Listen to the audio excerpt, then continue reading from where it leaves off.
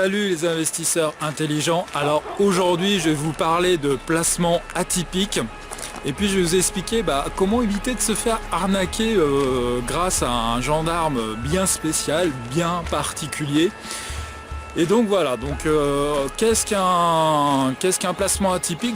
Est-ce que vous avez déjà entendu parler des placements sur les diamants, tout ce qui est placement sur les terres rares, les manuscrits, les documents, les lettres écrits par des personnalités comme Victor Hugo, des écrivains célèbres ou des personnalités célèbres comme des chefs d'État, De Gaulle, etc.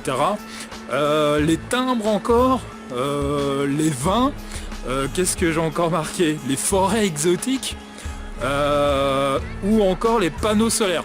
Alors, la liste n'est pas exhaustive, il y en a bien sûr encore beaucoup d'autres. D'ailleurs, n'hésitez pas à donner des exemples d'autres cas sous la vidéo dans les commentaires. Et donc il faut savoir que par le biais de... Alors il n'y a pas que des arnaques dans ces placements bien évidemment, mais presque 1%, c'est-à-dire 0,8% des Français ont déclaré être victimes d'arnaques via des placements un peu comme ça atypiques. Et donc c'est des chiffres qui sortent en fait d'une enquête CSA qui a été faite en 2016. Donc j'étais assez surpris de ce chiffre, 0,8%. Donc sur une population de plus de 60 millions, faites le calcul, ça fait quand même quelques personnes. Alors par qui en fait sont vendus ces placements atypiques, la diffusion? Comment on les trouve en fait? Souvent c'est par connaissance, c'est quelqu'un qui vend ses placements, ça peut être votre conseiller financier ou un ami qui vend ce type de placement à côté de son boulot. Généralement ça peut être soit des personnes de confiance de votre entourage ou en tout cas des personnes de connaissance. Vous voyez un petit peu le système. En fait, si vous vous intéressez aussi au placement sur internet, vous laissez des traces et donc on va vous balancer de la publicité sur ces placements. Donc via Google, la publicité Google ou sur Facebook, en tout cas vous allez être exposé à de la pub. Alors l'autre vecteur, c'est tout simple, c'est dans les magazines spécialisés. On trouve parfois des pubs sur ce type de placement ou même des articles de presse, ce qu'on appelle des publi-reportages faits dans ces magazines sur ces placements. Alors évidemment il faut faire très attention à ce type de placement, parce que à ce type d'opportunité par ces publicités, etc. Parce que évidemment ces gens sont très malins, ils utilisent des techniques de persuasion vraiment efficaces. Et un coup vous avez mis un peu le doigt dans l'engrenage, vous dites pourquoi pas regarder un petit peu.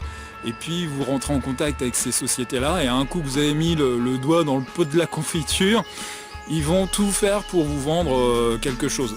D'ailleurs, on retrouve dans les techniques de vente, etc., beaucoup de similitudes finalement avec, par exemple, les courtiers en Forex, ou alors les courtiers en options binaires, qui sont parfois des courtiers véreux parce qu'ils sont positionnés à l'étranger dans des pays comme Chypre, etc., où ils peuvent ponctionner librement entre guillemets les comptes.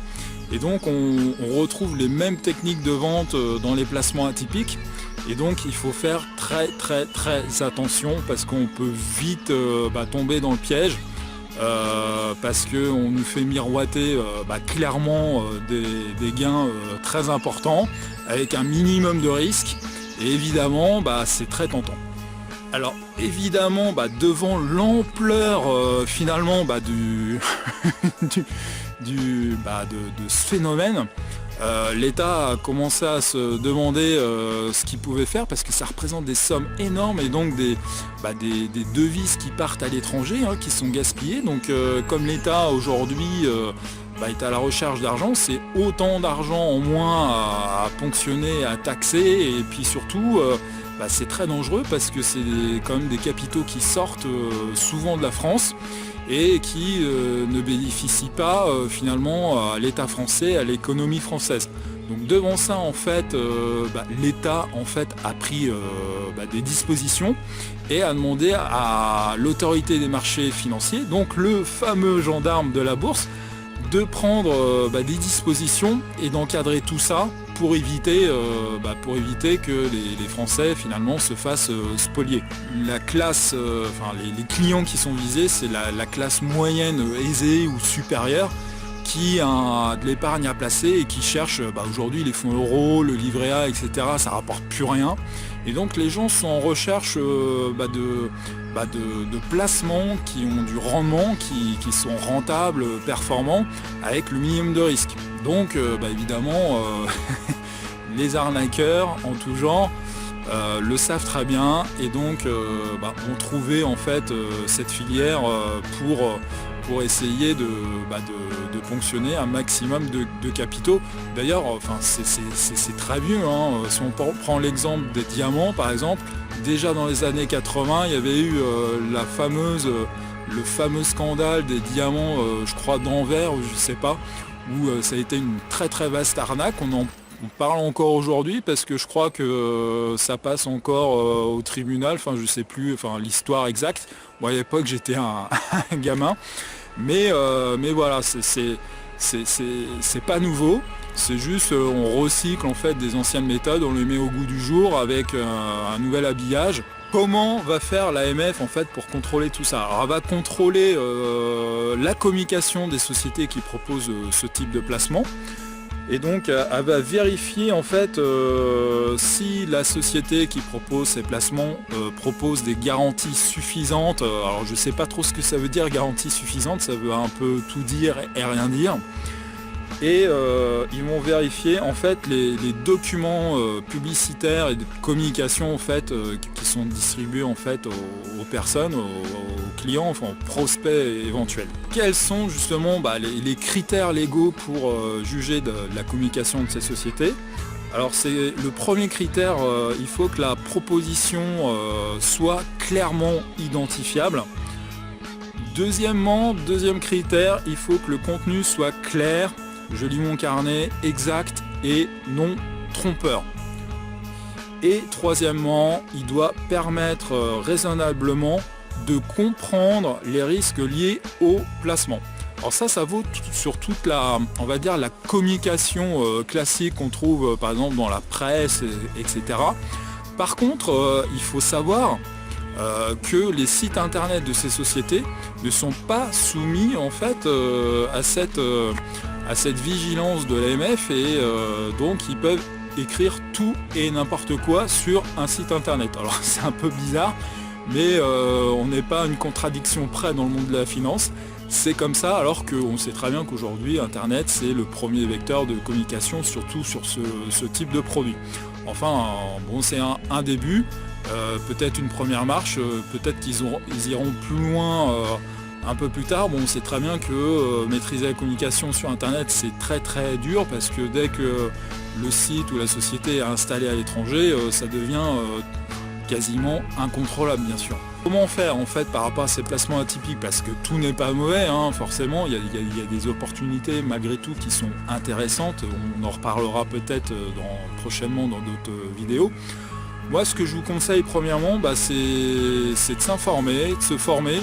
Et puis aussi de se diriger vers des placements atypiques sur lesquels vous avez, on va dire, un intérêt, quoi. Par exemple, si vous êtes intéressé par tout ce qui est forêt tropicale, ça peut résonner en vous parce que vous êtes très convaincu par l'écologie, l'environnement et tout ça.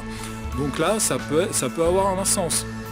Si vous êtes passionné d'histoire, etc., pourquoi pas vous intéresser au timbre ou aux monnaies, ça peut être un bien intéressant.